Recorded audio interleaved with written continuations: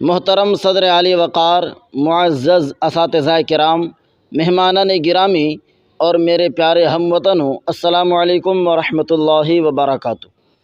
آج ہم سب یہاں اپنے ملک کی تاریخ کے سب سے عظیم، سب سے مقدس اور تاریخی تہوار یعنی یوم آزادی کی 79ویں سالگرہ منانے کے لیے جمع ہوئے ہیں۔ 15 اگست 1947 محض ایک تاریخ نہیں بلکہ یہ اس طویل، کٹھن اور لازوال جد و جہد کا حاصل ہے جو ہمارے بزرگوں نے غیر ملکی غلامی کی زنجیروں کو توڑنے کے لیے لڑی تھی۔ یہ دن ہمیں یاد دلاتا ہے کہ ہم ایک آزاد فضا میں سانس لے رہے ہیں تو اس کے پیچھے لاکھوں قربانیوں کا سمندر ہے۔ علامہ اقبال نے ہندوستان کی خوبصورتی اور اس کی عظمت کو کیا خوب بیان کیا ہے۔ سارے جہاں سے اچھا ہندوستاں ہمارا، ہم بلبلیں ہیں اس کی یہ گلستاں ہمارا، گودی میں کھیلتی ہیں اس کی ہزاروں ندیاں، گلشن ہے جن کے دم سے رشک جناں ہمارا۔ ناظرین کرام، یہ آزادی ہمیں کسی تحفے یا خیرات میں نہیں ملی، اس کے لیے ہمارے اسلاف نے اپنے خون سے اس چمن کی آبیاری کی ہے۔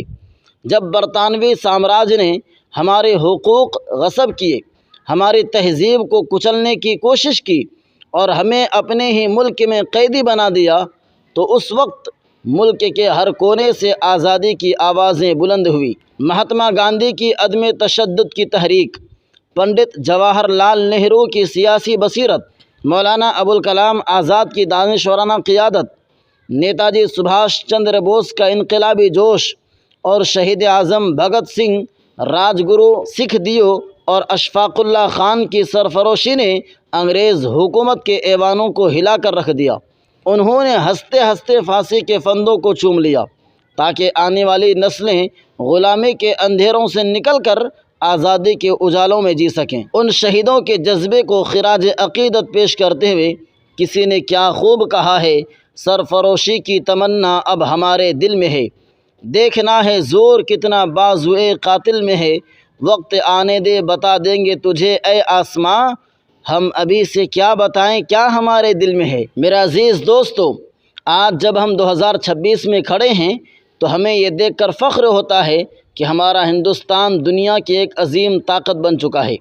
سائنس کا میدان ہو، چاند اور IT اور ٹیکنالوجی کی دنیا ہو، مریخ پر کمندیں ڈالنے کا مشن ہو، یا پھر کھیلوں کے میدان میں عالمی سطح پر ترنگا لہرانا ہو، ہندوستان کی گونج پوری دنیا میں سنائی دے رہی ہے۔ ہماری معیشت تیزی سے آگے بڑھ رہی ہے اور ہم ایک مضبوط اور خود کفیل ملک بننے کی راہ پر گامزن ہیں۔ لیکن میرے ساتھیو، آزادی صرف ایک دن جشن منانے، جھنڈا لہرانے، مٹھائیاں بانٹنے یا حب الوطنی کے گانے گانے کا نام نہیں ہے۔ آزادی ایک بہت بڑی ذمہ داری ہے۔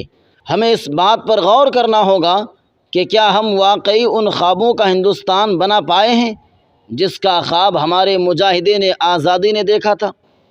آج بھی ہمیں اپنے ملک سے غربت، جہالت، بے روزگاری، خواتین کے خلاف جرائم اور سب سے بڑھ کر آپسی نفرت اور تفریق کو ختم کرنا ہے۔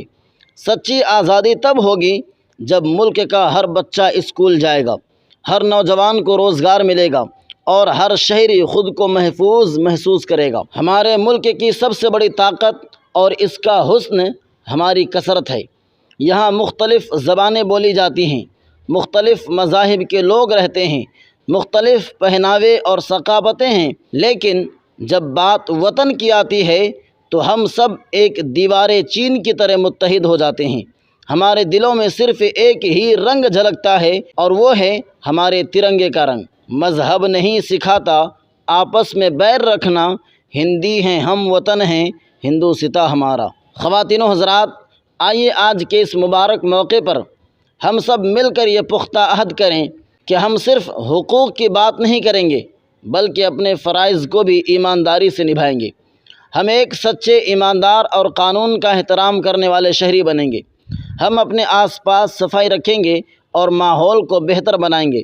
ہم نفرتوں کو مٹا کر محبت، امن اور بھائی چارے کے پیغام کو عام کریں گے۔ ہم پڑھ لکھ کر اور محنت کر کے اپنے ملک کو دنیا کا سب سے بہترین ملک بنائیں گے۔ اگر ہم سب مل کر کوشش کریں گے تو وہ دن دور نہیں جب ہمارا ملک دوبارہ سونے کی چڑیا اور جگت گرو کہلائے گا۔ آئیے اپنی تقریر کا اختتام اس دعا اور امید کے ساتھ کرتے ہیں، خدا کرے کہ میری ارض پاک پر اترے، خدا کرے کہ میری ارض پاک پر اترے وہ فصل گل جسے اندیشہ زوال نہ ہو، یہاں جو پھول کھلے وہ کھلا رہے برسوں، یہاں جو پھول کھلے وہ کھلا رہے برسوں، یہاں خزاں کو گزرنے کی بھی مجال نہ ہو۔ آپ سب کو یوم آزادی بہت بہت مبارک ہو۔ ہندوستان زندہ باد۔